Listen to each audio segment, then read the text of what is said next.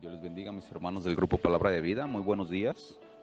Habla el pastor Jesús Becerra, acá de Guadalajara, Jalisco, México. Vaya, antes de comenzar la predicación, esta predicación que por título se le puso Dios prueba a sus hijos, ¿verdad?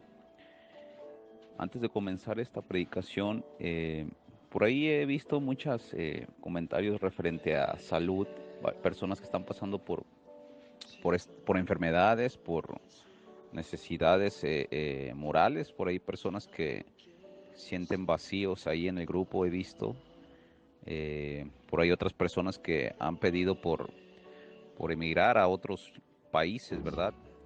Vamos a hacer una oración antes de comenzar, ¿verdad? Y que sea la gracia y la misericordia de Dios la que nos pueda escuchar para que podamos nosotros presenciar su magnífico poder. Amén. Padre Santísimo, te damos las gracias, Señor, por este día.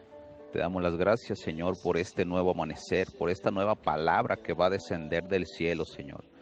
Gracias por este maná, Santo Padre, porque tú siempre ministras a tu pueblo, siempre ministras a tu iglesia, Señor. Aquí hay hermanos, hermanas con necesidades, Señor. Aquí hay personas, Santo Padre, que necesitan más de ti, Señor.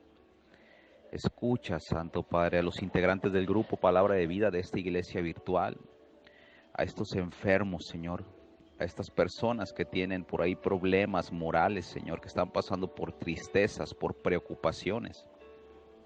Te pido por cada uno de ellos, Señor, te rogamos que inclines tu oído, Señor, hacia las peticiones que hacen nuestro corazón, Señor, porque tú ya sabes lo que hay dentro de nosotros antes de que lo podamos expresar. Te pido también por nuestras familias, por nuestros hijos, Señor, que los bendigas, Señor, y que pongas amistades cristianas o amistades conforme tengan una relación, Señor, que los canalice hacia ti, Señor, hacia tu presencia, Santo Padre. Hoy te pido también en el nombre de Cristo Jesús, Señor, por los enfermos del grupo, que traiga sanidad, Señor. Muéstrale, Santo Padre, a estas personas, Señor, que muchas veces tú permites la enfermedad para que nosotros podamos doblar rodillas, porque a veces entramos en momentos de confort en los cuales nos olvidamos de ti, Señor, porque tenemos las comodidades, Santo Padre, que tú nos das a nosotros como hijos, y también las comodidades que vienen y nos marean, nos vienen a opacar, Señor, tu presencia, Señor, estas comodidades que ofrece el enemigo, Señor, y nosotros pensamos que son bendiciones tuyas, Santo Padre, porque las bendiciones tuyas nos canalizan hacia ti, Santo Padre, porque las bendiciones tuyas, Señor, siempre nos guiarán hacia el único norte que es Cristo Jesús, Señor, en la vida eterna, Santo Padre. Danos la sabiduría para poder discernir, Señor, las cosas que provienen de ti, Señor. Danos la sabiduría para poder rechazar las cosas que son del enemigo, que también se visten como ángel de luz, Santo Padre. Es por eso que estamos aquí aprendiendo, Señor, clamando a ti, Santo Padre, para que descienda esta palabra desde estos hornos del cielo donde tú cocinas este maná fresco para el día de hoy, Señor.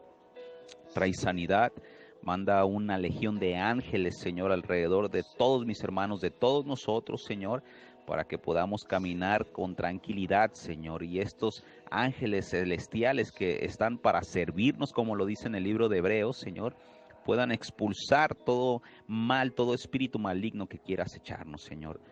Nosotros reconocemos que somos pecadores, Señor. Te pedimos perdón por nuestras faltas, Señor, que nos laves con la sangre de Cristo. Y te rogamos que nos dirijas, Señor, que nos guíes hacia la verdad, Señor. Por favor, Santo Padre, revela tu palabra, Señor. Te damos las gracias en el nombre de Cristo Jesús. Amén. Muy bien, hermanos. El día de hoy, vamos a empezar con una lectura de Mateo 4, donde Jesús es llevado al desierto, amén. Jesús es llevado al desierto para poder ser probado, tentado por el enemigo, ¿verdad? Y esto fue después de su bautizo, ¿verdad? Cuando Jesús recibió, se postró el Espíritu Santo, ¿verdad? Ante él y vino de forma de paloma. Entonces, ahí fue donde Jesús tenía que pasar esta prueba que tiene que pasar todo cristiano, ¿verdad? Para comenzar un ministerio. Entonces, van a decir muchas personas, oiga, pastor, pues yo no tengo ministerio, ¿verdad? Y estoy pasando, ya pasé por pruebas o estoy pasando por pruebas. Dios siempre va a probar a sus hijos, amén. Hay pruebas de fe y hay pruebas para poder crecer en carácter. Las pruebas de fe que hace Dios son como las que hizo en el libro de Juan 6 cuando multiplicó los panes, que Jesús le dijo a los discípulos que iban a comer, ¿verdad? Pero él solamente les hizo esta pregunta para probarlos, porque Jesús ya sabía lo que venía, ¿verdad? A multiplicar estos panes y estos peces. Entonces, las pruebas de fe son una y las pruebas de carácter son otras. Las pruebas de carácter son las que nos hacen crecer a nosotros, ¿verdad? Para poder vencer las tentaciones.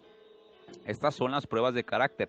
Las pruebas de fe son aquellas que nos acercan hacia lo invisible, a las cosas espirituales, hacia Dios mismo, ¿verdad? Vaya, las dos cosas, los dos tipos de pruebas se conjugan para poder canalizarnos, ¿verdad?, hacia la eternidad. Pero una está más que nada englobada y específicamente está adaptada solamente para poder vencer las tentaciones de la carne, y las otras son para poder vencer las tentaciones invisibles, las dudas que nos alejan de la fe, los temores, amén. Las tentaciones de la carne, ¿verdad? Son otras cosas que tenemos que ejercitar, es otro tipo de prueba. Entonces, sí vamos a ver un poquito de estas dos, nos vamos a enfocar un poquito en las tentaciones de la carne, en las pruebas de en las pruebas más físicas que nos tientan nuestra naturaleza, amén. Miren, vamos a empezar en Mateo 4, versículo 1, y vamos a terminar en el 11. Dice así: entonces Jesús fue llevado por el Espíritu al desierto para ser tentado del diablo. Este es el versículo 1. Aquí nos está diciendo que Jesús fue llevado por el Espíritu al desierto para ser tentado por el diablo. Imagínense, una persona va a decir, a ver, o sea, el mismo Espíritu de Dios te lleva al desierto para que Satanás te tiente. O sea, podría sonar contradictorio, ¿verdad? Muchas personas no pueden explicar estos versículos y solamente dan una predicación superficial, ¿verdad? Pero yo les voy a dar una predicación profunda para que no se queden con dudas, porque muchas personas cuando se fijan en estos detalles y un pastor no se los dice, ¿verdad? Estas personas no crecen, ¿verdad? Porque existe una duda dentro de ellos y la duda va a hundir el barco, va a hundir a Pedro como en las aguas. Amén. ¿Por qué el Espíritu te lleva al desierto para ser tentado por Satanás? El Espíritu que vive dentro de nosotros, ¿verdad? Necesita crecer, necesita fortalecerse, necesita vencer sobre la carne que siempre nos ha guiado desde que éramos pequeños. Imagínese usted, si usted se convirtió en cristiano a los 30 años, o sea, 30 años conviviendo con la carne, de repente llega la unción del Espíritu Santo. ¿Cómo usted se va a separar con algo que ha convivido durante 30 años? ¿Cómo le va a hacer? Es por una base de entrenamiento, una base de ejercitación. El mismo Espíritu te va a llevar a enfrentarte con aquello que amaste durante 30 años, ¿verdad? El mismo Espíritu te va a llevar a ese desierto. ¿Por qué le llaman desierto? Vaya, ¿qué hay en un desierto? Un desierto, vamos a dar unas características. En un desierto hay calor, y un calor abrasador. Hay hambres, hay sequedad, hay espejismos, vamos a decirlo así. También hay oasis, ¿verdad? Fuentes de aguas vivas, ¿verdad? Entonces las características de un desierto son la imagen de la prueba del cristiano, de aquel hombre convertido. Dios toma a su hijo después de 30 años que convivió en la carne, que convivió en Egipto, y se lo lleva al desierto. Si usted es un converso apenas y es mayor de edad ya, usted está siendo liberado en este momento de la tierra de Egipto para el desierto. Van a decir, vaya, pues en Egipto me iba mejor, como le decía al pueblo de Israel. Tenía más comodidades. Ahora que Dios me ha encontrado, ¿verdad? Me lleva hacia el desierto, hacia el sol abrasador, hacia la sequedad, hacia el hambre, hacia la soledad. Pero ¿por qué Dios hace esto con su hijo? Porque Dios se lo lleva al desierto para poder tener intimidad con él, lejos de la idolatría de Egipto, lejos de todo aquello que lo pueda turbar y lo distraiga de la voz de él. ¿Cuál es la voz de Dios? Las instrucciones y las enseñanzas que te da por medio de tus pruebas presentes.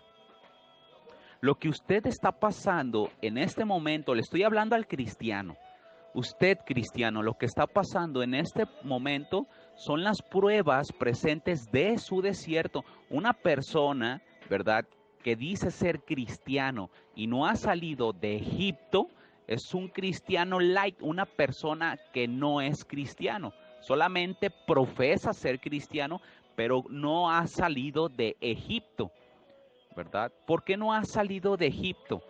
Porque no ha recibido la gracia en la cual, que puede parecer algo despiadado, no ha tenido la gracia en donde Dios venga a derrumbar todos sus dioses. ¿Y cuáles son los dioses de una persona?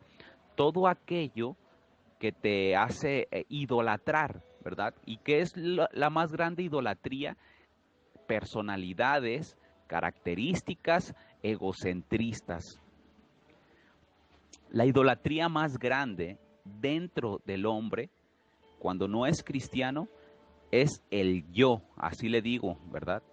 Yo esto, yo el otro, siempre pensar en nosotros mismos. Una persona que piensa siempre en sí mismo es una persona que todavía está en Egipto.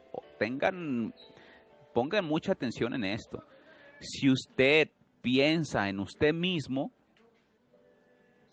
egoístamente, usted no ha salido al desierto, usted todavía no ha sido bautizado con el Espíritu Santo. Estuvimos hablando de esta marca, de esta señal que caracteriza a un verdadero cristiano. Amén.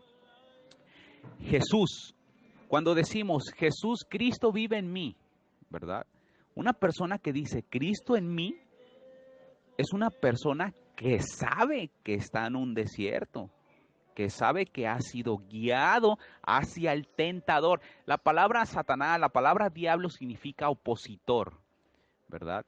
Todo lo que se opone ante Dios, ante las cosas espirituales, ante las cosas divinas.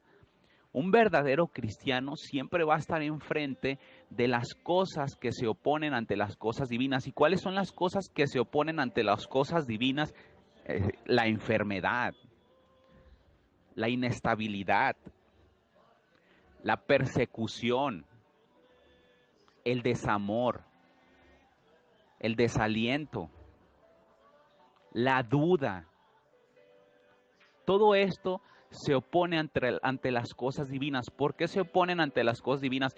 Porque buscan derrumbarlo, buscan sembrar un temor dentro de nosotros. Todo aquello que lo haga sentir a usted entrar en un campo de batalla donde pueda enfrentarse con la duda o el temor, es la señal de que el opositor, el diablo, está enfrente de usted. Fíjense, yo les digo aquí en la iglesia que no podemos pelear contra alguien si no conocemos la manera en la que opera. Una persona, un rey, antes de tener una batalla contra otro reino, ¿verdad? Este rey ya estudió los movimientos y sabe de qué manera se mueve el enemigo. Nosotros, vaya, hay personas que tienen la ventaja de conocer bien al enemigo, ¿verdad? Y cuando se suben al ring, ¿verdad? Demuestran la victoria. Hay personas que no conocen al enemigo y se suben al ring, ¿verdad? Sin estudiar sus movimientos. Nosotros tenemos que meditar antes, ¿verdad? Y ver cuáles serían las estrategias que usa Satanás contra nosotros. Pero desgraciadamente nosotros siempre nos aventamos al ring sin antes haber estudiado, sin antes habernos preparado para esta batalla. Pero, y esto no es algo que sea de juicio, sino son comportamientos impulsivos del ser humano. O sea, siempre nos equivocamos en esta cuestión. Siempre nos lanzamos, nos aventamos sin antes medir el precio de nuestras acciones. Entonces, esto es lo que hace un cristiano. Miren, el desierto para ser tentado del diablo. Vamos a pasar al versículo 2. Y cuando hubo ayunado 40 días y 40 noches, después tuvo hambre. El 3 es el más importante. Y llegándose a él el tentador, o sea, Satanás, dijo, si tú eres el Hijo de Dios, di que estas piedras se hagan pan. Fíjense, aquí hay una característica en la Escritura. Nosotros estamos aquí no para recitar la Escritura, sino para revelar la Escritura. El diablo le dice a Jesús, si tú eres el Hijo de Dios, di que estas piedras se hagan pan. El diablo estaba aprovechándose del nombre o el renombre que tenía Jesús. El diablo se va a aprovechar del renombre que usted tiene y le va a decir, a ver, si tú eres un cristiano, di a estas piedras que se conviertan en pan. Cuando el diablo se aprovecha del renombre que usted tiene, del poder como heredero de las cosas divinas, el diablo va a usar esa verdad para poderlo hacer tropezar a usted. Y cuando le dijo a Jesús, di que estas piedras se conviertan en pan, el diablo le estaba queriendo dar una orden a Jesús, ¿verdad? Y lo quería tentar de que abusara del poder como hijo que tenía, ¿verdad? El diablo va a usar la verdad. Tú eres el Hijo de Dios, a ver, demuéstralo, sana a esta persona, a ver, demuéstralo, ve y lleva la palabra a ese hombre que no tiene nada de conocimiento y llévale palabra sólida para que lo hagas tropezar. Eso es lo que hace Satanás. Usa la verdad de que somos hijos de Dios para podernos engañar por medio de esta verdad. O sea, la pervierte y la usa en nuestra contra, pero él siempre va a venir a pegarnos en las debilidades, que es la más grande debilidad del hombre es su egocentrismo. Dice en Proverbios que el hombre es probado con la boca de aquel hombre que lo alaba. Entonces Satanás va a venir, siempre va a querer golpear su egocentrismo, siempre va a querer venir a golpear la vanidad que existe dentro de cada uno de nosotros, porque existe la vanidad. Mientras estemos en esta carne, siempre va a estar este egocentrismo y esta vanidad. Mas, sin embargo, el Espíritu tiene que opacar todos estos sentimientos, todas estas personalidades que solamente nos perjudican.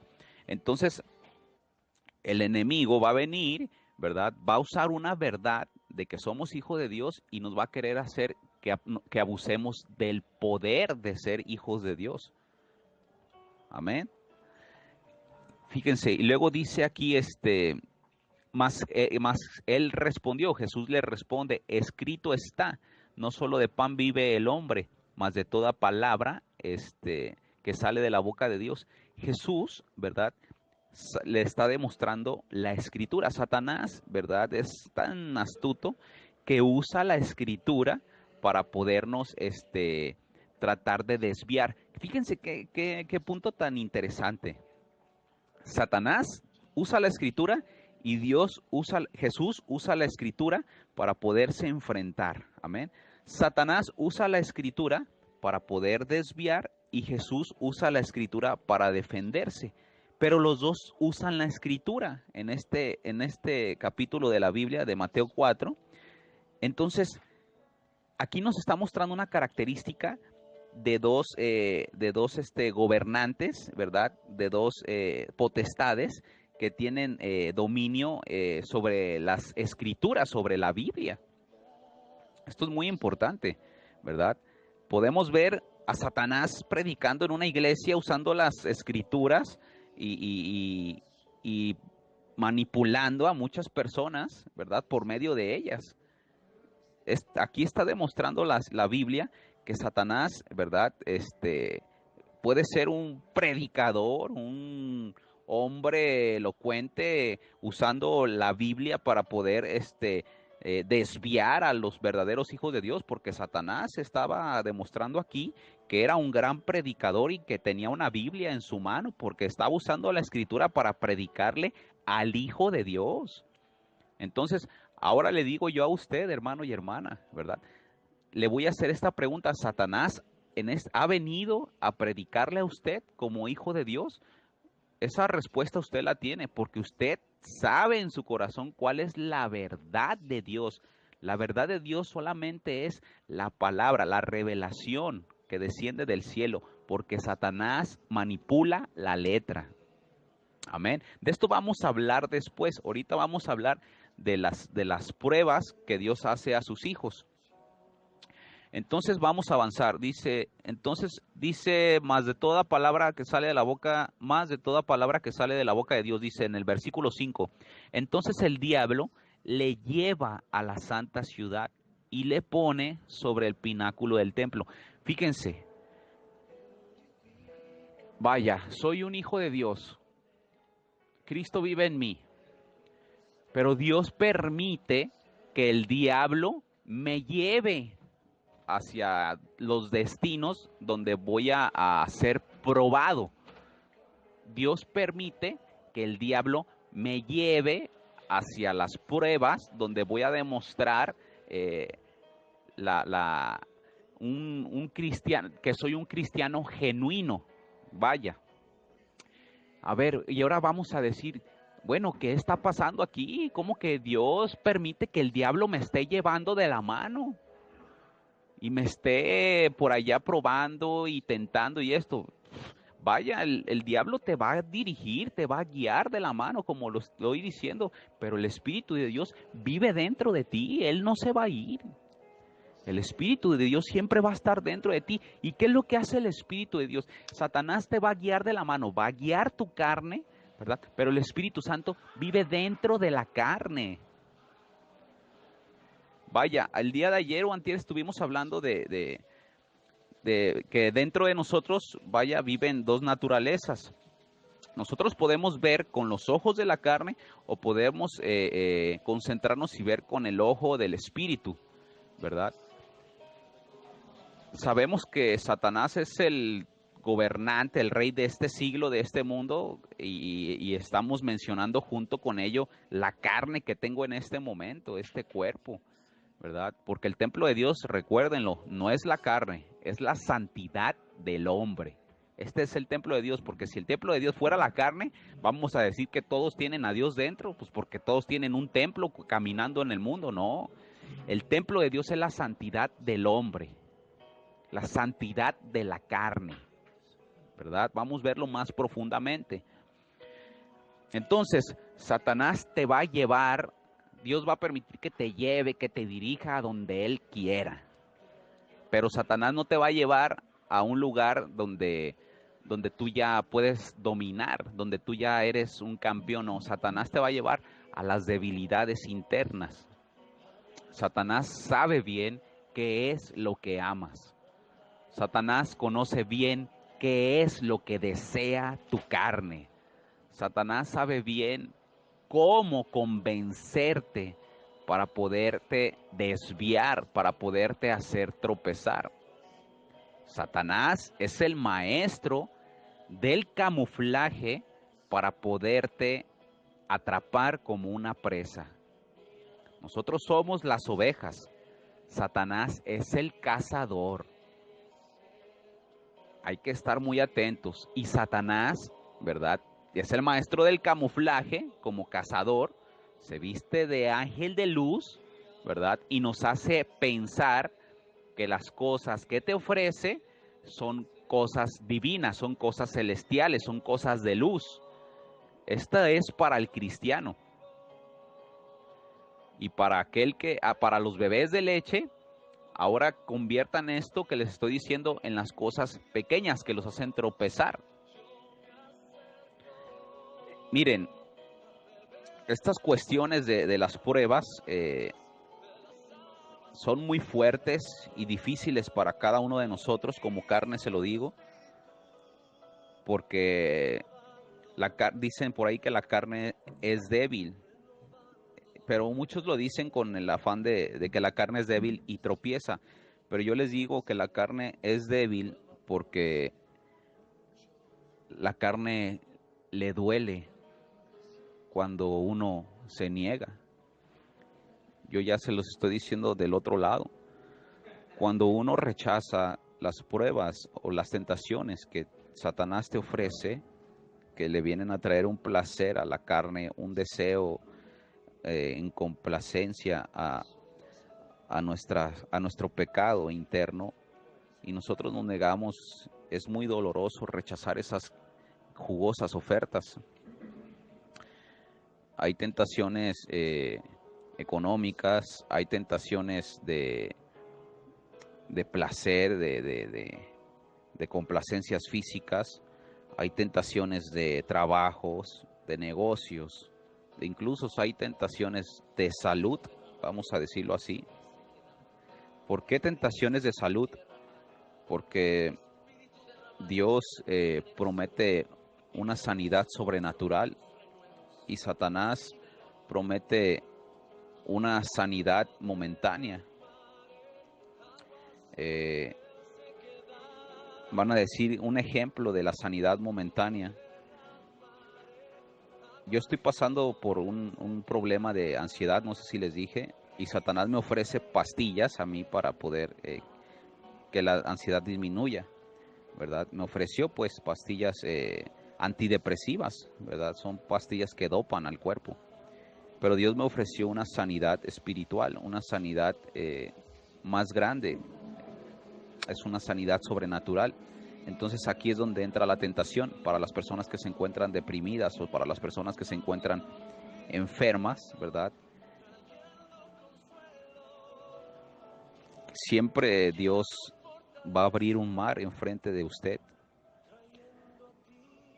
Nosotros reconocemos que la ciencia ha avanzado porque Dios lo ha permitido, pero reconocemos que Dios es un Dios sobrenatural y no ha dejado de obrar, no ha dejado de hacer milagros. Lo mismo que hizo en la Escritura lo viene y lo hace el día de hoy, porque es el mismo de ayer, de hoy, por los siglos de los siglos. Cuando nosotros nos encontramos en medio de un mar, cuando nosotros nos encontramos desesperanzados ya de que vamos a morir, la espada está en nuestro cuello, nuestro Padre ve que estamos dispuestos a abrazar su voluntad. Si Él desea que yo muera, si Él desea que yo sea un hombre miserable, en pobreza, o un hombre solo y abandonado, cuando yo doblo mis rodillas y me rindo y le digo al Padre que se haga tu voluntad, pero desgraciadamente lo hacemos como última opción, Él va a abrir un mar, Él va a callar, a tapar la boca de los leones para que no lo toquen. Pero Dios siempre hace esto, tiene esta costumbre de hacerlo en el último momento. ¿Y por qué tiene esta costumbre de hacerlo en el último momento? Porque en el último momento es donde siempre nos encontramos con Él. Es donde perdemos la esperanza de tener una solución a base de nuestras fuerzas o soluciones del mundo, pero nos abrazamos a la esperanza de sobrenatural de Dios. Aquí mostramos una característica muy triste, que es de que Dios siempre nos puso en el Calvario en primer lugar y nosotros tenemos esta costumbre de ponerlo en último lugar porque siempre ponemos en primer lugar las cosas que nos ofrece el mundo. Siempre ponemos en primer lugar nuestras familias, siempre ponemos en primer lugar nuestros beneficios. Pero cuando vemos que todo esto nos falla o nos son desleales, siempre recurrimos a Dios y Él siempre va a estar ahí, siempre ha estado ahí.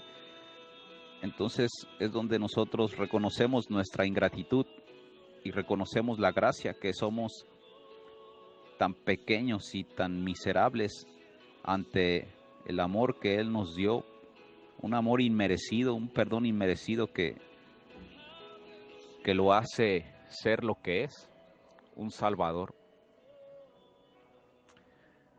Eso es lo que es Jesús, un Salvador.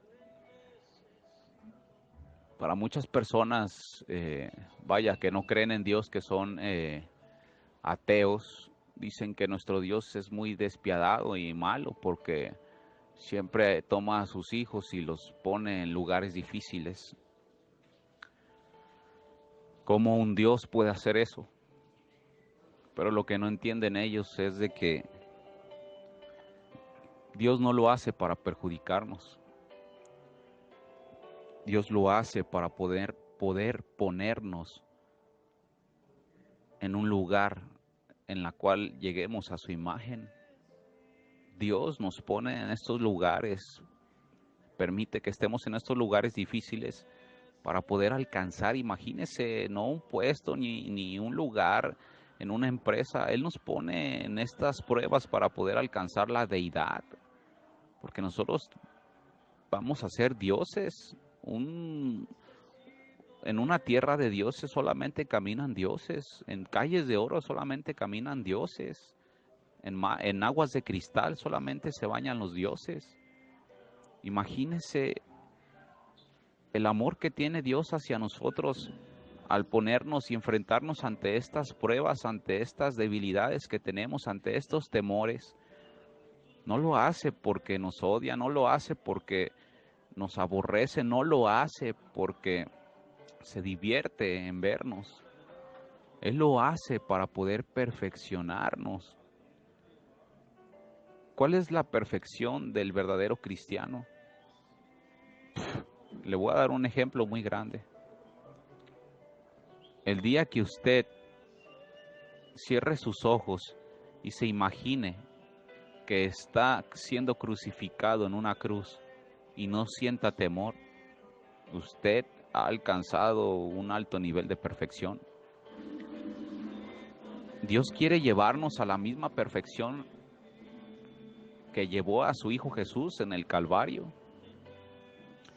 Él quiere que tengamos el valor que tenía Jesús cuando iba al Calvario. Él quiere que tengamos esta fe y esta esperanza que tenía Jesús cuando iba al Calvario. Él busca hijos que se parezcan, que tengan la imagen y el carácter de Jesús. Tantos desiertos desde que empezamos nuestra carrera cristiana, tantas pruebas desde que nos encontramos con Él, tantas dificultades. Pero todo esto, todas estas pruebas, estas dificultades, estos dolores que ha padecido usted, ¿qué le han enseñado? Porque Dios ahí le ha hablado. ¿Qué le han mostrado? ¿Qué le han hecho ver?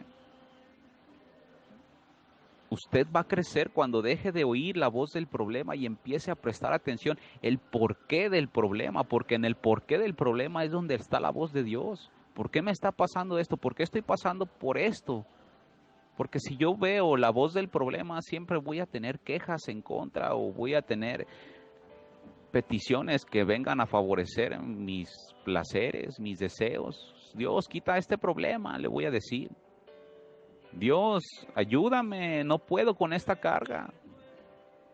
Si Dios te da este problema, si Dios te da esta prueba, es porque sabe que puedes con Él.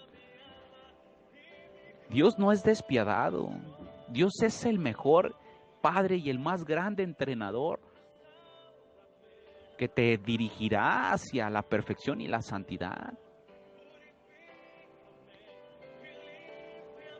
El problema y la prueba que estás pasando tú en este momento no son para alejarte de Él, sino para que prestes atención. para que prestes atención al defecto que vive dentro de ti. Fíjense, les voy a decir esto. Imagínense que ustedes son comandantes y reclutan soldados. Ustedes, para poder tener un ejército, necesitan soldados élite que tengan un corazón con una alta devoción hacia ustedes. Hombres leales dispuestos a morir por ustedes, porque ustedes son comandantes que reclutan soldados. Usted toma a estos soldados, pero los toma desde que son pequeños.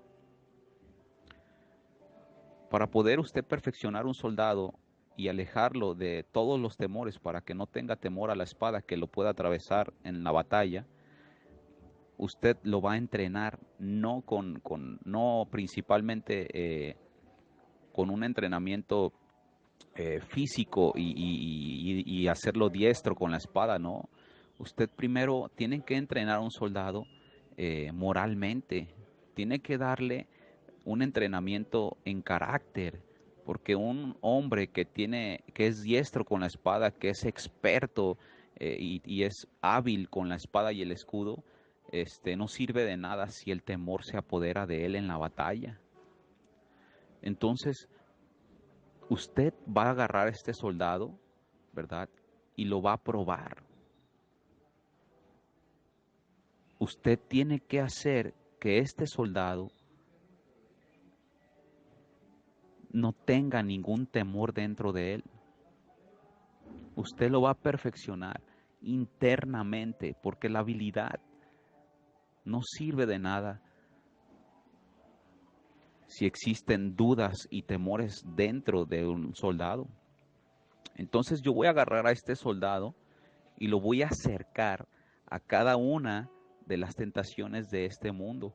Voy a agarrar a este soldado y lo voy a poner en medio, vamos a decir, de mujeres, ¿verdad?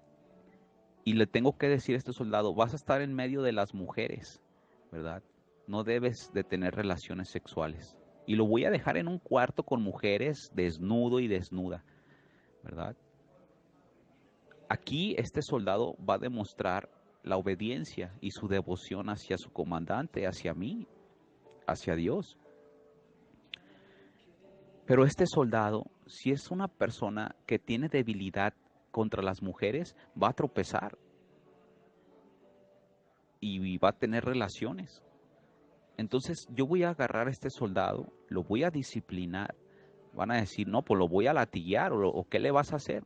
No, solamente lo voy a restringir, ¿verdad? Le voy a mostrar que una puerta se cierra porque no tiene la sabiduría ni el dominio propio para poder administrar una bendición futura. Si usted tiene una puerta cerrada, es porque Dios todavía no lo ve apto para poder administrar esa bendición. Si está una puerta cerrada, mejor dígase a usted mismo, vaya, ¿por qué está esta puerta cerrada?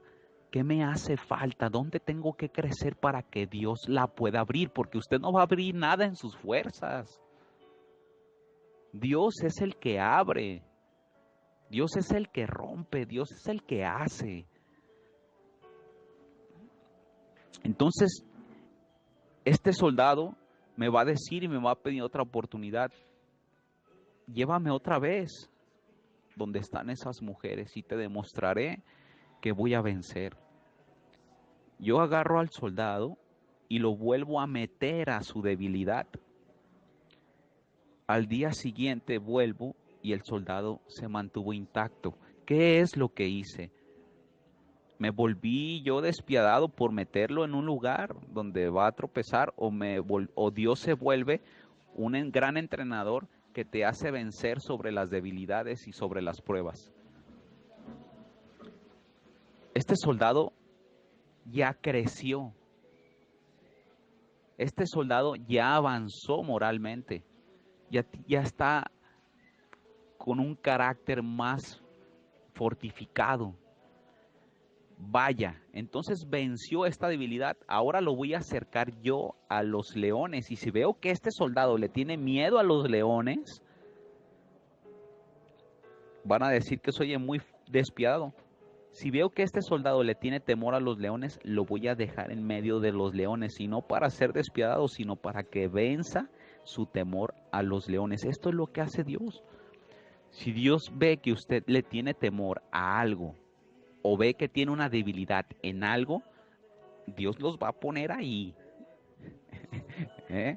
Y van a decir, oye, pues es que eso se oye muy lógico de Dios. No, Dios te va a poner en tus debilidades y te va a poner frente a tus temores para que seas un vencedor. Cuando una persona dice, Cristo vive en mí, esa persona está diciendo, el vencedor vive en mí.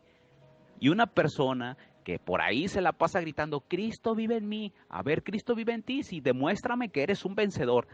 Te voy a poner en tus debilidades y te voy a poner en tus temores.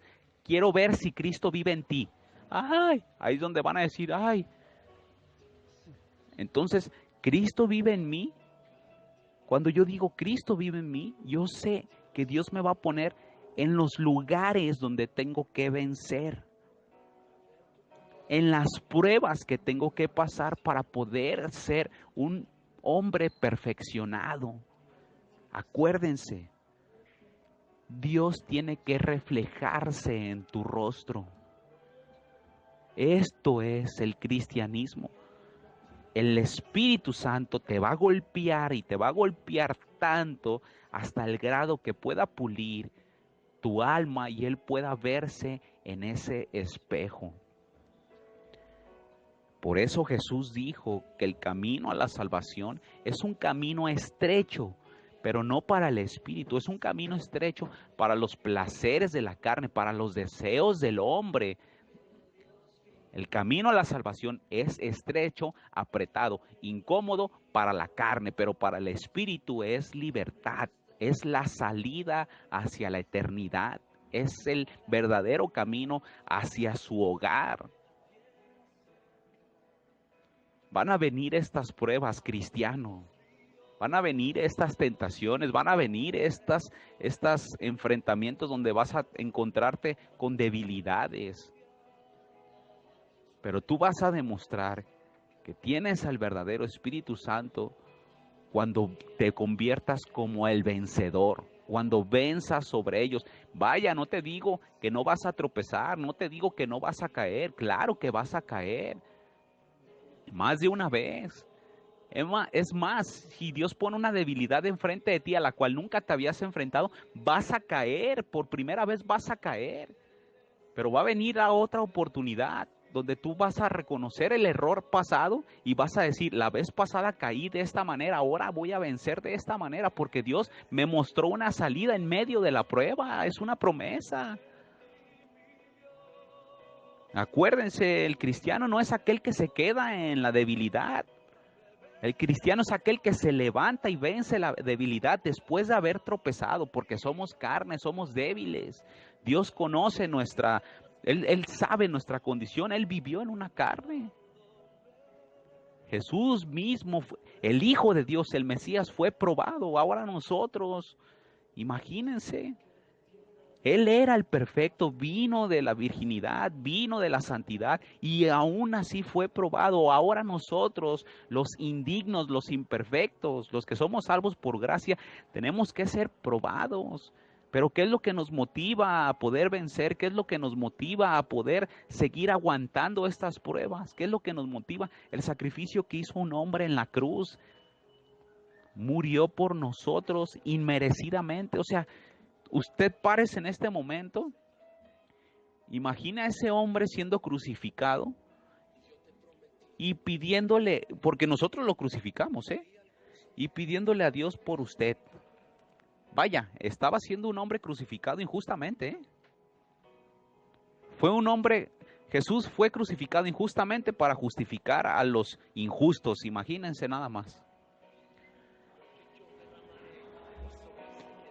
Vaya, voy a concluir esta predicación Es muy amplio este tema referente a las pruebas, pero le voy a decir algo muy fuerte. Dice en la palabra de Dios en Corintios que los santos que invocaren el nombre de Jesús serán salvos. Invocar el nombre de Jesús no es solamente decirlo verbalmente en una oración, no. Invocar el nombre de Jesús es acosar a Jesús, porque la palabra invocar de la lengua primitiva tiene un significado. Se dice cará y significa acosar. ¿Qué es lo que hizo Jacob en el Génesis? ¿Mm? Cuando se encontró con Dios, con este ángel, ¿qué es lo que hizo? Lo acosó, lo abrazó, se aferró a él, contendió con él, luchó con él. Esto es lo que debe de hacer un cristiano, acosar a Dios hasta recibir la bendición. ¿Y cuál es la bendición de un cristiano que se encuentra en medio de una batalla? La victoria. Esta es la bendición. ¿Mm? No las ganancias económicas, no la salud, vaya la salud, no las ganancias económicas, no un bienestar, no un buen empleo. La victoria de un verdadero cristiano, ¿verdad? Es la paz y la bendición espiritual que puede darte Dios dentro de ti. Cuando viene la paz, no importa la enfermedad. Cuando viene la paz, no importa la pobreza. Cuando viene la paz, no importa la soledad. Cuando viene la paz, no importa que te hayan sido infiel. Cuando viene la paz, no importa tu condición. La bendición más grande para el vencedor es la paz que desciende del cielo, porque Jesús dijo, yo no doy la paz del mundo, doy la paz del cielo. Mi paz os dejo, pero la paz que Dios deja a sus hijos es la paz para un vencedor. Esta es la bendición, la tranquilidad que puede tener un hijo de Dios en medio de una tormenta caminando sobre las aguas. Dios los bendiga, mis hermanos. Los amo en Cristo Jesús. Que tengan una excelente tarde. Dios les bendiga, mis hermanos del Grupo Palabra de Vida. Muy buenos días.